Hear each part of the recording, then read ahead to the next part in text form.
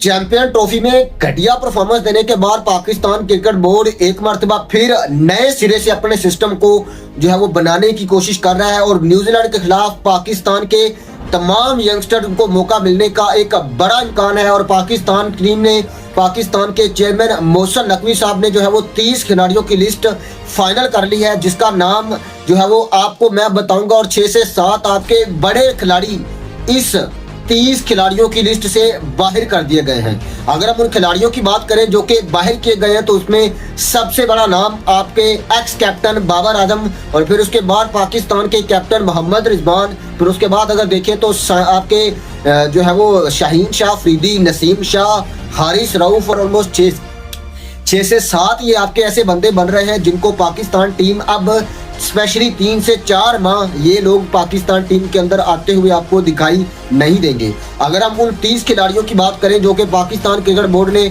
जो है वो ऑफिशियली तौर पर जिनका ऐलान 2 से 3 दिन में हो जाएगा और ये लिस्ट बनकर मोहसिन नकवी साहब के टेबल के ऊपर पहुंच चुकी है और ये खिलाड़ी आपको न्यूजीलैंड के खिलाफ ओडीआई और T20 स्क्वाड में शामिल होते हुए दिखाई दे देंगे। याद रहे कि इन्हीं 30 खिलाड़ियों के अंदर से आपकी जो 15 रुकनी T20 स्क्वाड और आपका 15 रुकनी ओडीआई स्क्वाड बनना है। अगर हम उन 30 खिलाड़ियों की बात करें तो उससे पहले आपसे एक रिक्वेस्ट है कि प्लीज चैनल को सब्सक्राइब कर लीजिए और वीडियो को लाइक कर दीजिए।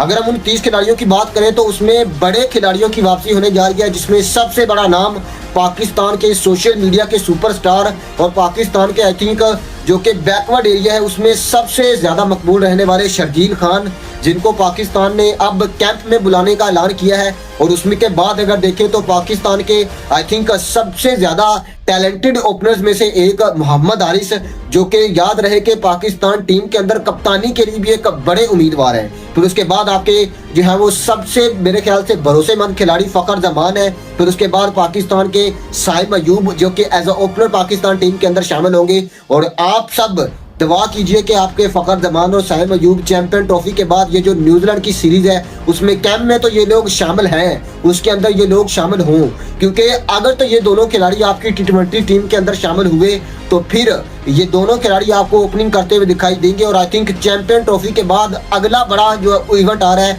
वो एशिया कप 2025 है, जो कि सितंबर में होगा और वो T20 फॉर्मेट में होना है। और आई थिंक उम्मीद है कि पाकिस्तान क्रिकेट बोर्ड चाहेगा कि आप एक एग्रेसिव क्रिकेट के साथ जिन्हों क्रिकेट खेलने वाले प्लेयर्स को चांसेस दें। और फ़खर जमान और साहिब अयूब से बड़ा आई थिंक इस वक्त पाकिस्तान टीम के अंदर ओपनिंग के लिहाज से अगर देखें तो कोई बड़ा खिलाड़ी नहीं।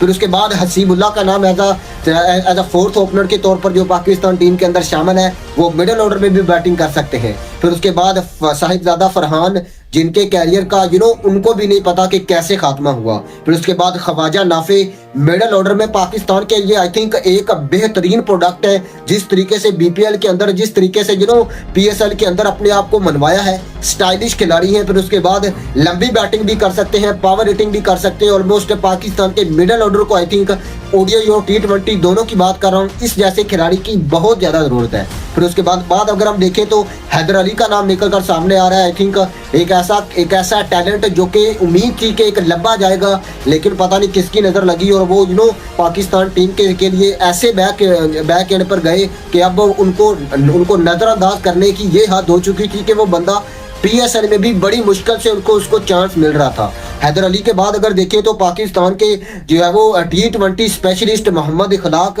जिनका कैरियर पाकिस्तान क्रिकेट बोर्ड ने बर्बाद किया। और फिर उसके बाद अगर हम देखें तो आपके कासिम अकरम, जिनको मेरे ख्याल से 1-2 साल पहले ही जो डेब्यू करवा देना चाहिए था, लेकिन हमको एक पुरानी आदत है कि हम अपने खिलाड़ियों का कैरियर तबाह करने के बाद ही वो जो है वो सूरत हाल के उस नतीजे के ऊपर पहुंचते हैं कि अब हमने इनको चांसेस देने हैं। और फिर उसके बाद रोहेल नसीर, एक और बड़ा नाम। फिर उसके बाद इरफान खान न्याजी, सोशल मीडिया के ऊपर आपने उसकी फिटनेस के चर्चे देखे हैं। और आई थिंक वो जेसन गिलेस्पी, वो अगर हम देखें तो आपके ये जो ग्लेन फिलिप्स थे उसके आपने डोले देखे, वो बंदा जिस तरीके से पावर हिटिंग करता था उसने आपको शर्म दिलाई थी कि आपकी फिटनेस और उसकी फिटनेस का क्या मयार है। और मेरे ख्याल से पावर हिटिंग के लिए स्पेशली छठे से सातवें नंबर पर बैटिंग करने के लिए इरफान खान न्याजी एक बेहतरीन चॉइस है। फिर उसके बाद अगर हम देखें तो तैयब ताहिर पाकिस्तान टीम के साथ जाएंगे। फिर उसके बाद इरफात मिन्हास है। फिर उसके बाद अगर देखें तो फैसल अकरम का नाम निकल कर सामने आ रहा है। फिर उसके बाद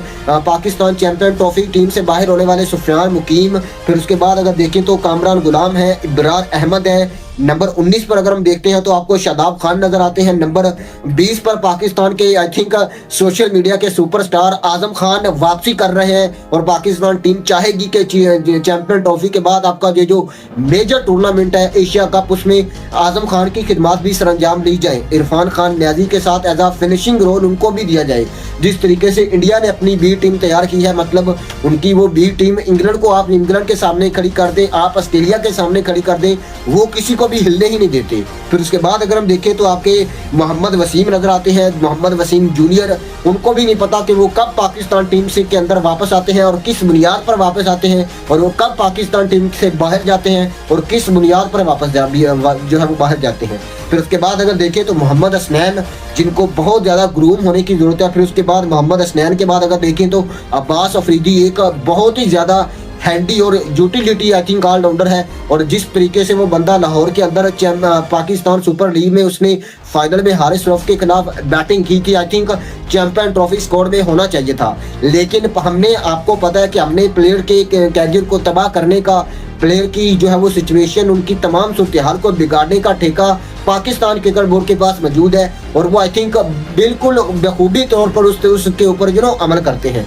और फिर उसके बाद अगर हम देखें तो अब्बास फरीदी के बाद आपको पाकिस्तान के death over specialist Zaman Khan का नाम निकल कर सामने आ रहा है, जो कि आई थिंक मेरे ख्याल से 24वें नंबर पर मौजूद है। और I think Zaman Khan champion trophy में जिस तरीके से डेथ ओवर में आपके शाहीन शाह अफरीदी, आपके हारिस रऊफ, आपके मोहम्मद हसनैन, ये लोग मार खा रहे थे, आपके नसीम शाह, आई थिंक मेरे ख्याल से इनको चांस देना चाहिए था, क्योंकि डेथ ओवर में बहुत ज़्यादा जो स्पेशलिटी इनके पास मौजूद है, स्पेशली यॉर्कर लेंथ जो इनकी बहुत ज़्यादा एक्यूरेट, आई थिंक इनका जो है वो इनकी खिदमत लेनी चाहिए थी, लेकिन आई थिंक पता नहीं क्यों इनको नज़रअंदाज किया गया। फिर उसके बाद अब्दुल्ला शफीक, जिनको पाकिस्तान टीम ने दूध में से मक्खी की तरह बाहर निकाला, 2 साल इनके ऊपर इन्वेस्ट किए, फिर उसके बाद जब इनसे कुछ लेने की बारी आई इनको बाहर निकाला और वो पर्ची इमामुल हक उसको शामिल करके अपनी टीम को बेड़ा गर्क कर लिया। और वो बंदा आपने अगर देखे तो 5000 किलोमीटर करके दुबई गया इंडिया के खिलाफ एक मैच खेलने, और उसने 30 गेंदों के ऊपर 14 रन बनाकर पाकिस्तान क्रिकेट बोर्ड के मुंह के ऊपर एक जोरदार चपेट लगाई और उसने बताया कि मेरी ये औकात और मैंने यही करना है। फिर उसके बाद हम देखें तो आपके आगा सलमान निकल कर सामने आते हैं। आई थिंक बहुत ज़्यादा जो है वो इनका फ्यूचर ब्राइट दिखाई दे रहा है, जो कि पाकिस्तान टीम को हो सकता है कि लीड भी करे। फिर उसके बाद अगर देखें तो साजिद खान का नाम निकल कर सामने आ रहा है, फिर उसके बाद सऊद शकील है, और फिर उसके बाद नोमान अली, और फिर उसके बाद पाकिस्तान के मिडल ऑर्डर को बेहतर करने के लिए आसिफ अली का नाम है। और आई थिंक ये 30 खिलाड़ियों की लिस्ट है, और मेरे ख्याल से ये वो 30 खिलाड़ी हैं जो कि पाकिस्तान टीम का, पाकिस्तान के लिए एक लंबे अरसे से ना सिर्फ खेलने की ख्वाहिश रखते हैं, बल्कि आपकी करियर का फ्यूचर इन खिलाड़ियों के ऊपर है। और आई होप कि इनके कैरियर को बचाया जाएगा, और पाकिस्तान क्रिकेट बोर्ड ने ये जो नीचे से प्लेयर उठाने का और यंगस्टर को प्रमोट करने का ये जो एक नया स्टांस लिया है, इनके ऊपर पाकिस्तान क्रिकेट बोर्ड अमल करेगा, और हमें Pakistan cricket team champion trophy के बाद बड़े टूर्नामेंट होने वाला जो कि एशिया कप 2025 है, जो कि हो सकता है कि यूएई या श्रीलंका के अंदर हो, उसमें पाकिस्तान की टीम एक बेहतर कॉन्फिडेंस के साथ और एक बड़ी टीम के तौर पर उभरती हुई दिखाई दे।